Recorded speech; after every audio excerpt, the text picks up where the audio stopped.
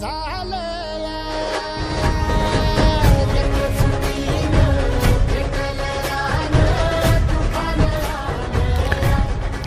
विकास society अळसनचे चेअरमनपदी माननीय श्री संपतराव लक्ष्मण जाधव तर vice चेअरमनपदी माननीय श्री बबन पांडुरंग जाधव यांची निवड झाल्याबद्दल हार्दिक हार्दिक अभिनंदन।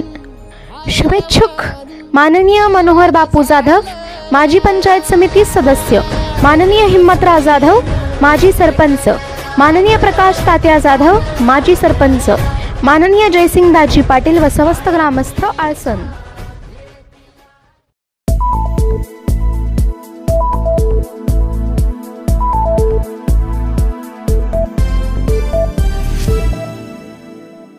विटा पोलिसांना लागले काम, चौक झाला जाम।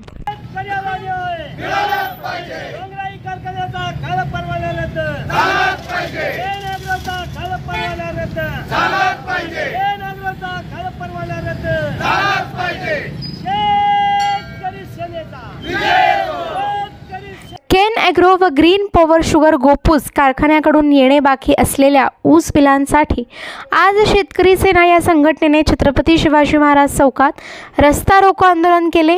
यावेळी चौकामध्ये ट्रॅफिक जाम झाले। या आंदोलनाचे नेतृत्व भक्तराज ठिगळे यांनी केले। यावेळी खानापूर तालुक्यातील ऊस बिलाची रक्कम न मिळालेले शेतकरी जोरदार घोषणाबाजी करीत होते। हंगामामध्ये जो ऊस गेला त्याचं कोट्यावधी रुपयाचं देणं माझ्या शेतकऱ्याचं आहे। त्या बाजाराने अद्याप दिलं नाही आणि आता 19 पासून या सरकारच्या मदतीनं, मुख्यमंत्र्यांच्या मदतीनं, या उपमुख्यमंत्र्यांच्या मदतीनं मला काळ परवाना मिळतोय। आणि मला सांगा 1966 ला एक कायदा झाला की ज्या शेतकऱ्याचे ऊस बिल जो कारखाना 15 दिवसाच्या आत देणार नाही त्याच्यावरती कारवाई करावी। कारवाई करायचे अधिकार उपविभागीय अधिकारी प्रांताला आहेत, कलेक्टर आहेत, साखर संचालक आहेत आणि निश्चित कारवाई नाही तर जोपर्यंत या शेतकऱ्यांचं ऊस बिल हे कारखानदार देत नाही तोपर्यंत त्या संपूर्ण बिलावरती 15% व्याज आकारणी करून त्या शेतकऱ्याला बिल अदा करावं असा 1966 चा कायदा आहे। मात्र बंधूंनो, या सरकारच्या मदतीनं, या मुख्यमंत्र्यांच्या मदतीनं, या उपमुख्यमंत्र्यांच्या मदतीनं या कारखानदाराने, या कारखान्याच्या केन ॲग्रो डोंगराईच्या संचालक मंडळाने या राजरोसपणे परवाना घेऊन कारखाना चालू करून स्वतःची पोळी बाजून घेण्याचा उद्योग चालू केलाय आणि आपल्या घरामध्ये आपल्या शेतकऱ्याची राख रांगोळी करायला लागले, कर्जबाजारी केलंय। आज माझ्या या शेतकऱ्याच्या मुलाला शाळेमध्ये ऍडमिशन घेता आलं नाही, त्याला इंजिनियर करता आलं नाही, त्याला डॉक्टर करता आलं नाही, त्याला वकील करता आलं नाही, त्याला का वकील करता आलं नाही, का डॉक्टर करता आलं नाही, का शाळेमध्ये घालता आलं नाही तर त्या कारखान्याच्या शेतकऱ्यानं या केन ॲग्रो डोंगराईला ऊस घातला आणि त्याला वाटलं की मला आता इथनं पुढे किमान माझं 2-3 लाखाचं बिल आलं की मी माझ्या पोराला ऍडमिशन घेईन। पण बंधूंनो, या कारखानदाराची मुजोरी अशी आहे की ऊस घातला तेव्हापासून 1 रुपया सुद्धा या माझ्या शेतकऱ्याला या कारखानदाराने दिला नाही। अहो मला सांगा, ही काय लोकशाही आहे, हे रामराज्य आहे, शिवशाही आहे? अरे हेच मुख्यमंत्री छत्रपती शिवाजी महाराजांचं नाव घेत आहे आणि त्याला माहित आहे का नाही या तळातल्या शेतकऱ्याचे, ऊस उत्पादक शेतकऱ्याचं काय हाल चाललंय।